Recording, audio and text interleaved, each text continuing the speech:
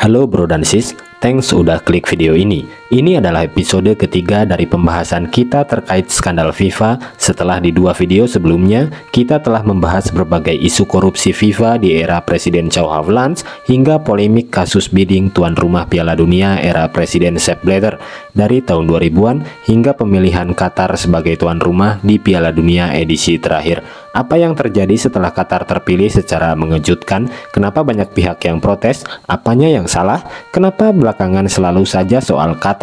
Mungkinkah Qatar itu kotor? Langsung aja masuk ke pembahasannya. Qatar mengalahkan Australia, Jepang, Korea Selatan, dan Amerika Serikat dalam bidding tuan rumah Piala Dunia 2022. Dunia terkejut. Bagaimana bisa? Qatar dinilai beresiko tinggi. Selisih poin mereka saja kalah jauh dengan Amerika saat itu. Obama bahkan mengecam keputusan itu. Reaksi spontan pertama publik, tentu saja pasti ada suap di belakangnya. FIFA jadi sorotan, Esko dinilai tak berpikir jernih. Bicara siapa yang layak disalahkan, tentu saja FIFA, karena FIFA lah sistemnya. Kenapa Qatar? Negara panas, perlu bangun stadion baru dan memiliki poin rendah di ranking FIFA. Kenapa harus di sana? Atau pertanyaan lain seperti kondisi kerja, HAM, apa penonton Eropa boleh ke sana dan lain-lain. FIFA pasti tak menyangka media seluruh dunia akan menyerang mereka. Orang-orang juga mengecam negara Emirat Gurun itu, bahkan sampai ke tingkat rasisme. Sepp Blatter lebih mengharapkan US saat itu. Ia mendatangi seorang Esko, Ricardo Teixeira, dan berbisik supaya dia memilih Amerika. Tapi ucapannya tak direspon. Ia dinilai tidak pantas merecoki seberlebihan itu. Sepp benar-benar terpojok oleh anggota elit Esko FIFA. Ada 5 ketua konfederasi, Issa Hayato dari Afrika, Michel Platini dari UEFA, Jack Warner dari CONCACAF, Dr. Leos dari CONMEBOL, dan Bin Hammam dari AFC. Mereka semua bersekutu dengan Qatar. Kelimanya diduga untung besar.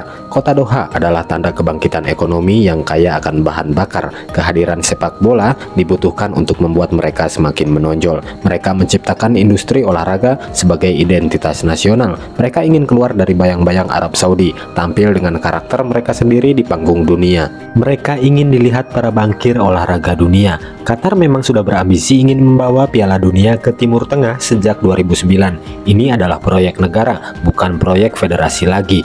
Mereka sadar negaranya tak punya tradisi sepak bola. Mereka harus membangun ulang kota, membangun semua stadion dari awal, serta hotel-hotel untuk para turis dan tim.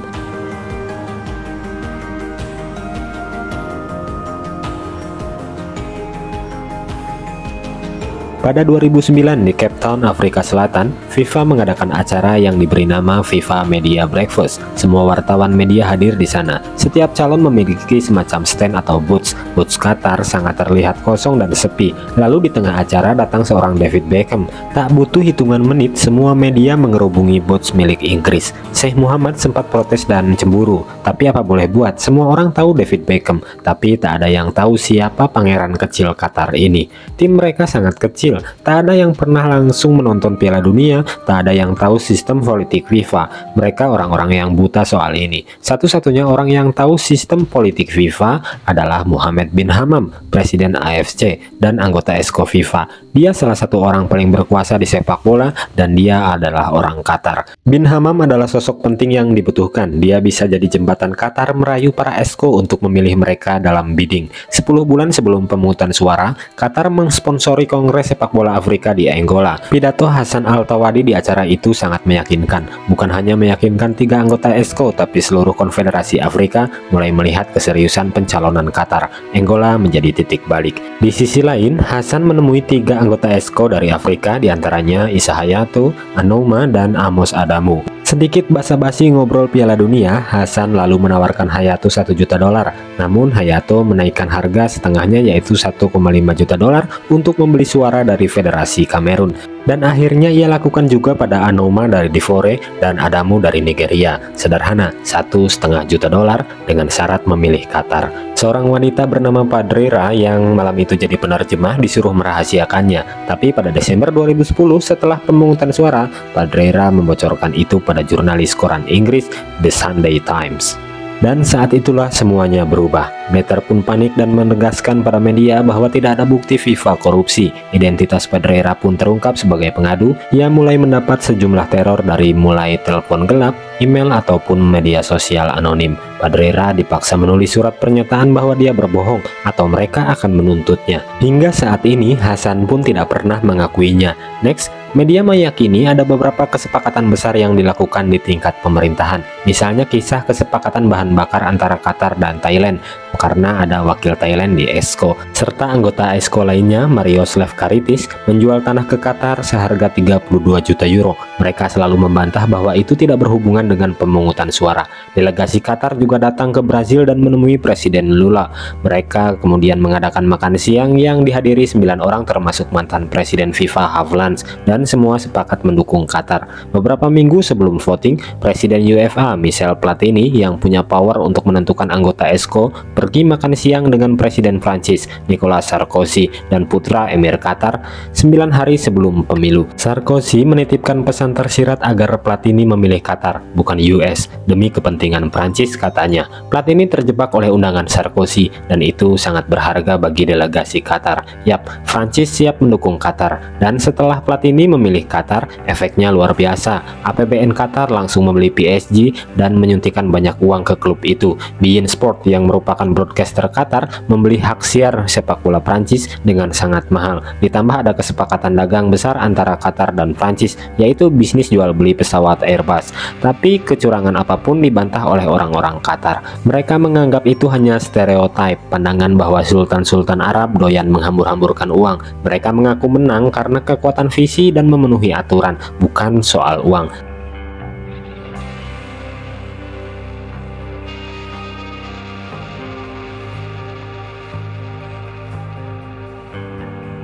Tiga bulan setelah proses pemungutan suara, Muhammad bin Yaman dirumorkan akan menantang Sepp Blatter untuk posisi jabatan Presiden FIFA selanjutnya. Bin Hammam kesal pada Blatter yang sebelumnya menyerukan untuk tidak mendukung Qatar. Hammam sangat setia pada Blatter, tapi tidak sebaliknya. Ia merasa dikhianati. Sebelumnya juga pada 98, Blatter berjanji akan menjabat 2 periode saja, tapi itu ia langgar. Blatter terpilih untuk periode ketiga. Hammam kesal, Blatter seperti ingin merajai FIFA seumur hidupnya.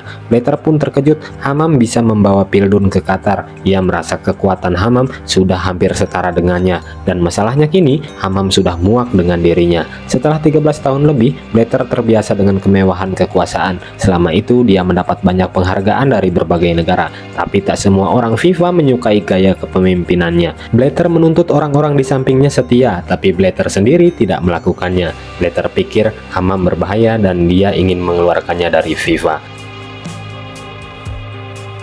18 Maret 2011, Hammam mendeklarasikan pencalonannya dari Presiden AFC menjadi Presiden FIFA, tapi tidak mudah melawan Blatter. Ia sudah terlalu kuat. Ia sudah menggunakan miliaran pound yang dihasilkan Piala Dunia untuk menopang basis kekuasaannya.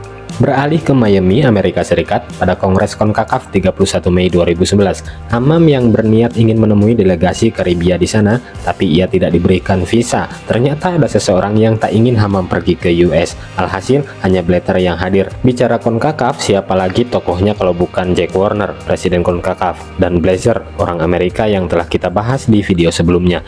Di sana, Blatter diberi panggung dan spontan bilang akan menyumbang $1 juta pada CONCACAF, langsung di depan para anggota. Hammam tak senang, lalu Hammam minta diberi kesempatan lagi, dan ada kesempatan di Port of Spain, Trinidad and Tobago pada 10 Mei 2011. Semua anggota Caribbean Football diundang ke Hyatt Regency Hotel, yang mana itu adalah basic kekuatan Jack Warner. Jack punya perusahaan travel dan dibayar $363.000 untuk perjalanan itu. Chuck Blazer tidak senang Warner menggelar acara tersebut. Ada beberapa upaya untuk menghentikan itu, tapi Warner tidak takut. Jack sebagai ketua konfederasi memberi kesempatan pada Hammam. Di hari pertama, Hammam memberikan presentasinya. Setelah selesai, para peserta kongres diberitahu bahwa akan ada sejumlah hadiah yang harus mereka ambil di tempat terpisah.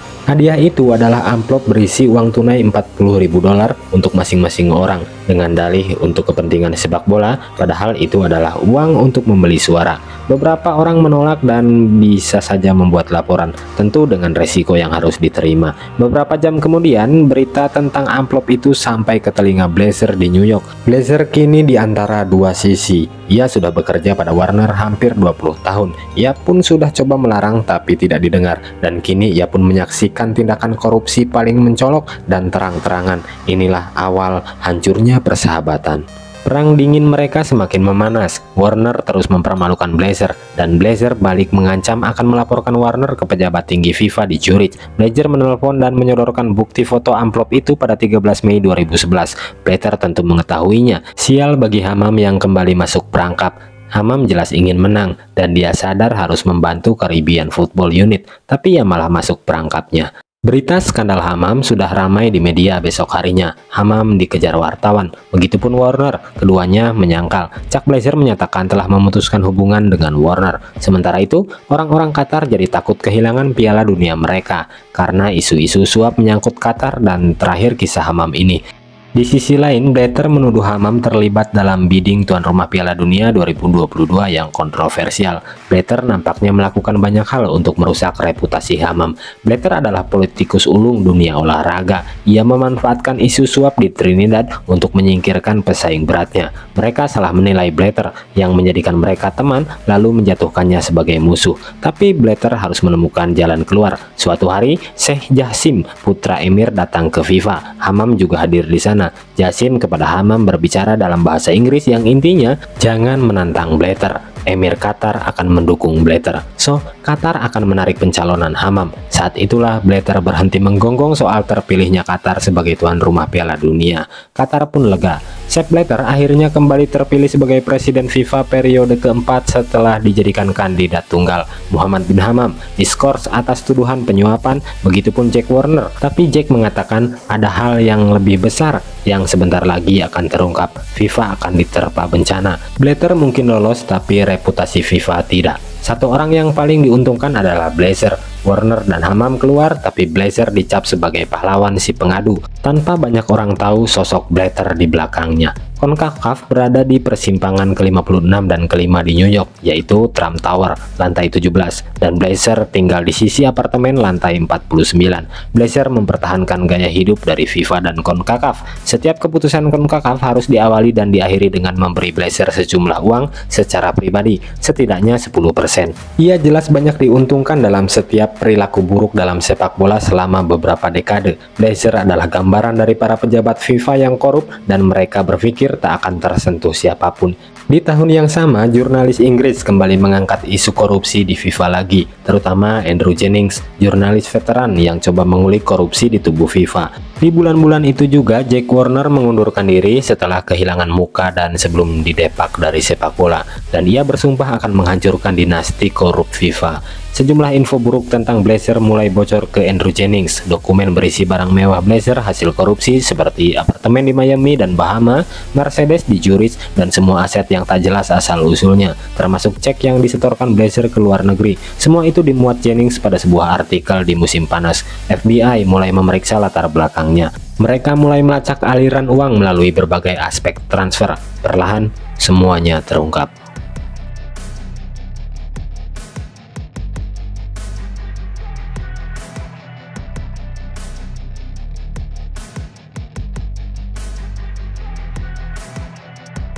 Dan yang paling mengejutkan, Blazer tak pernah membayar pajak selama lebih dari 15 tahun. Dan kini, Blazer berada dalam genggaman mereka. Apakah Blazer langsung dipenjara? Tidak, mereka butuh informan. Chuck Blazer akan menjadi langkah pertama menuju penyelidikan yang lebih luas. Blazer sebenarnya terancam hukuman 75-100 tahun penjara atas tuduhan penggelapan pajak, pencucian uang, dan lain-lain. Pilihannya dua, masuk bui atau kerjasama. Blazer menyerah dan memutuskan akan membantu mereka menangkap ikan-ikan yang lebih besar.